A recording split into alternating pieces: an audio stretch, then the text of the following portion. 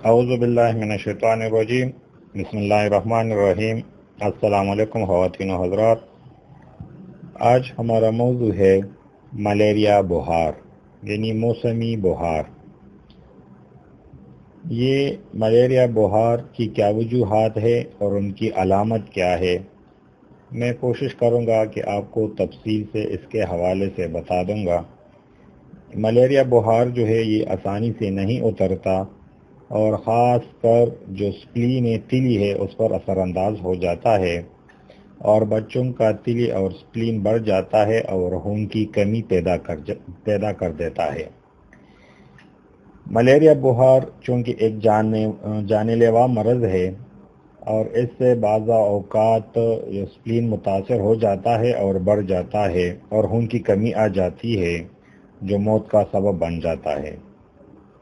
انسانی جسم کو گرم رکھنے والے مرکز جو کہ زیر عرشہ کے جو ویٹریکل کے تیسرے پوش پر ہے کو کنٹرول کرتا ہے۔ ایک تندرست شخص کا درجہ حرارت 98 ہے یا 98.6 ہے۔ اگر کسی وجہ سے درجہ حرارت 98 سے یا 98.6 سے بڑھ جائے تو سمجھا جاتا ہے کہ آدمی کو بخار ہو گیا ہے۔ بخار کی وجوہات بہت ساری ہے۔ بعض دفعہ کسی اور بیماری کی وجہ سے بخار ہو جاتا ہے اور بعض اوقات کسی زخم کی وجہ سے اور جسم میں خوراک کی کمی بیشی بھی بخار کا سبب بنتی ہے۔ موسمی حالات میں بخار کا ذریعہ بنتے ہیں۔ بخار کی تشخیص کے لیے معائنہ کلینکل ایگزامینیشن سے ہوتی ہے۔ بخار کئی طرح کے ہوتے ہیں۔ ملیریا یعنی موسمی بخار۔ ملیریا کے مرض پرانے زمانے سے چلی آ رہی ہے۔ قدیم حکماء حکیم بقراط 1611 قبل مسیح، حکیم کلوس 25 قبل مسیح اور حکیم جالینوس وغیرہ نے اپنے کتب میں ملیریا کا ذکر کیا۔ سب سے پہلے ڈاکٹر لیورن نے ملیریا کے جراثیم کا پتہ لگا لیا۔ آخر کار مزید تحقیق کے بعد ڈاکٹر راس نے دریافت کیا کہ ملیریا کا سبب ایک خاص قسم کا مچھر ہے جو جراثیم انسانی جسم میں داخل کرتا ہے۔ اس مادہ مچھر کا نام انافیلس ہے۔ جب یہ مچھر انسان کو کاٹتا ہے تو اپنے زہریلے جراثیم انسان کے جسم میں داخل کرتا ہے، جو شخص کی قوت مدافعت کو کمزور کرتی ہے۔ اس کو فوراً ملیریا ہو جاتا ہے۔ ملیریا ایک انسان سے دوسری انسان کو لگ جاتا ہے، اس لیے یہ ایک متعدی مرض ہے۔ ملیریا دنیا کے ہر ملک میں پایا جاتا ہے، خاص کر مڈل ایسٹ، ایشیا اور افریقہ کے ممالک میں زیادہ لوگ اس موذی مرض کا شکار ہوتا ہے۔ ہر سال تقریباً 10-12 لاکھ اموات ملیریا سے ہوتی ہے۔ پاکستان میں اس مرض کو ختم کرنے کے لیے حکومت نے ہر ممکن کوشش کر رہی ہے۔ ملیریا کے جراثیم 4 قسم کے ہوتے ہیں۔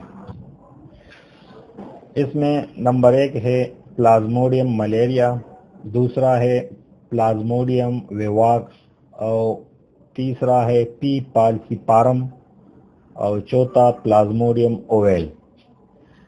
ملیریا زیادہ تر بچوں کو ہوتا ہے اور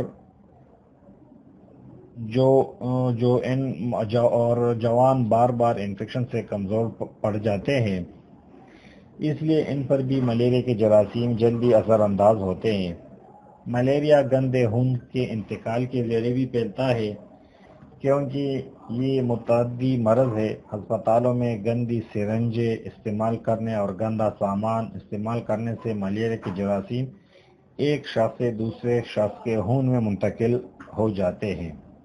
ملیریا کے جراثیم مچھر کے کاٹنے سے مریض کے جگر میں جا کر پرورش پاتے ہیں اور وہاں سے نکل کر خون کے سرخ سیل میں جاتے ہیں۔ چند دنوں کے بعد پرورش پا کر سرخ سیلز کو تباہ کر دیتا ہے اور بار بار حملہ کر دیتا ہے۔ مریض کو ایک دم بخار ہو جاتا ہے اور اوپر مذکورہ جراثیم کے اقسام میں سے پی پالسیپارم جراثیم بہت خطرناک ہوتا ہے۔ اگر جلدی انفیکشن کا علاج نہ کیا جائے تو موت واقع ہو جاتی ہے۔ پلازموڈیم ویول اور پلازموڈیم ویواکس اپنا سائیکل ہر 48 گھنٹے کے بعد مکمل کرتے ہیں، اس لیے مریض کو ایک دن چھوڑ کر دوسرے دن بخار ہوتا ہے۔ ملیریا پیراسائٹ پلازموڈیم ملیریا کے جراثیم کا چکر 72 گھنٹے بعد مکمل ہوتا ہے، اس لیے مریض کو تیسرے دن بخار ہوتا ہے، اس لیے اس بخار کو باری کا بخار بھی کہتے ہیں۔ پلازموڈیم پالسیپارم کی انفیکشن سے ہر روز بخار ہوتا ہے۔ پلازموڈیم ویواکس اور پلازموڈیم اوویل کے جراثیم جگر کے اندر خاموشی سے پڑے رہتے ہیں۔ یہ دوبارہ حملہ اس وقت کرتے ہیں جب کبھی انفیکشن ہوتی ہے۔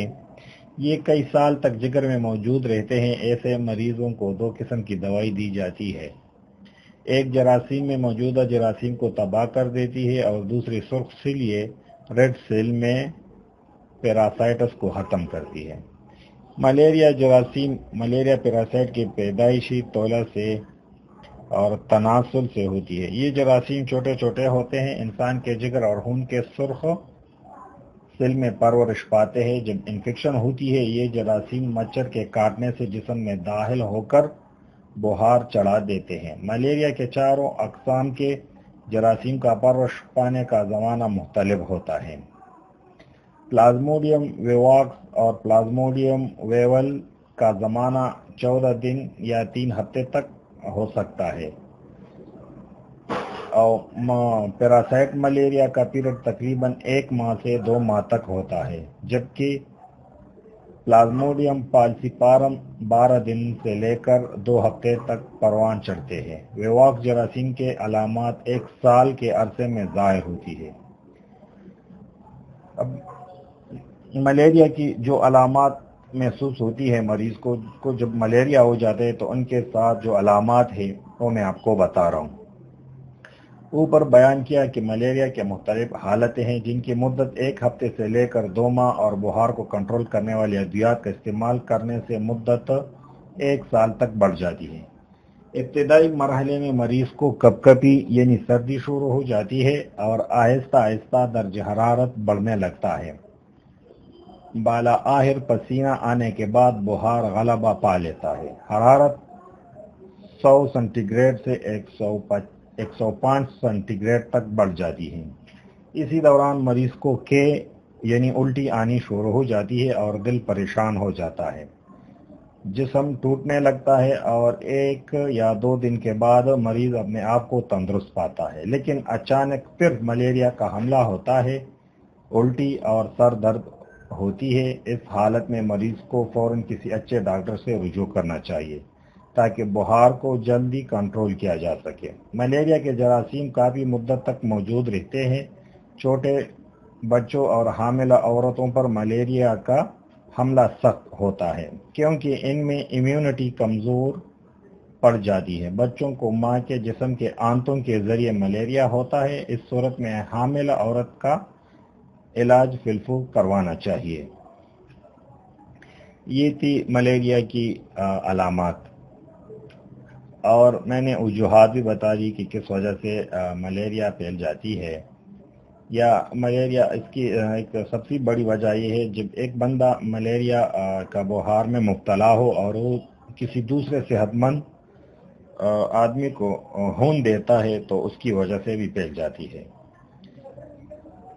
بخار ملیریا کا چاہے جتنا بھی پرانا کیوں نہ ہو، اس کے لیے میں آپ کو ہومیوپیتھی کے کچھ دوائی کے نام بتا رہا ہوں، اس کو آپ نوٹ کریں اور اس کو استعمال کریں تو انشاءاللہ آپ کا جو ملیریا بخار ہے، جو جراثیم ہے، 4 قسم کے جو جراثیم ہیں، ان میں سے جو بھی ہو وہ انشاءاللہ ختم ہو جائے گا۔